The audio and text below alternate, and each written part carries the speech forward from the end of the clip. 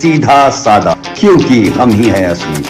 कांग्रेस अध्यक्ष मल्लिकार्जुन खड़गे ने मध्य प्रदेश में बिहार वाला दांव चला। उन्होंने ऐलान किया कि एमपी में कांग्रेस की सरकार बनने के बाद जातिगत जनगणना कराई जाएगी। इससे पहले बिहार में नीतीश के नेतृत्व वाली महागठबंधन सरकार जातिगत जनगणना करा रही है। मध्य प्रदेश में इस साल के अंत में विधानसभा चुनाव है। कांग्रेस पूरी दमखम से बीजेपी को सत्ता से बाहर का रास्ता दिखाने की कोशिश में जुट गई है। इसी क्रम में मल्लिकार्जुन खड़गे ने मंगलवार को एमपी के सागर में सभा करने पहुंचे। इस दौरान उनके साथ पूर्व सीएम कमलनाथ भी मौजूद रहे। इस दौरान खड़गे ने तमाम बड़े ऐलान किए। खड़गे ने कहा कि मध्य प्रदेश में कांग्रेस की सरकार बनते ही सागर में संत रविदास जी के नाम से विश्वविद्यालय खोला जाएगा। उन्होंने ये भी कहा कि राज्य में कांग्रेस सरकार आते ही जातिगत जनगणना कराई जाएगी। उनका कहना ये भी है कि जातिगत जनगणना से पता चलेगा कि कौन से तबके के कितने लोग गरीब हैं, जमीन नहीं है, अशिक्षित हैं, ये सब बाहर आएगा। खड़गे ने एमपी में किए ये बड़े ऐलान। किसानों का कर्ज मुक्त किया जाएगा। एलपीजी का सिलेंडर 500 रुपए में मिलेगा। महिलाओं को 1500 रुपए हर महीने मिलेंगे। 100 यूनिट तक बिजली माफ होगी। सरकार कर्मचारियों के लिए ओल्ड पेंशन स्कीम चलाई जाएगी। जातिगत जनगणना कराई जाएगी। खड़गे ने सागर में रविदास मंदिर बनाने के मुद्दे पर सीएम शिवराज सिंह और पीएम मोदी पर निशाना साधा। उन्होंने कहा कि बीजेपी को चुनाव के समय अब संत रविदास जी की याद आ रही है। एमपी में एक व्यक्ति 18 साल से हुकूमत कर रहा है और मोदी 13 साल से गुजरात में हुकूमत किए हुए हैं। दिल्ली में आकर 10 साल होने आ रहे हैं, तो कितने साल हो गए? 24 साल। कांग्रेस को कहते हैं 53 साल।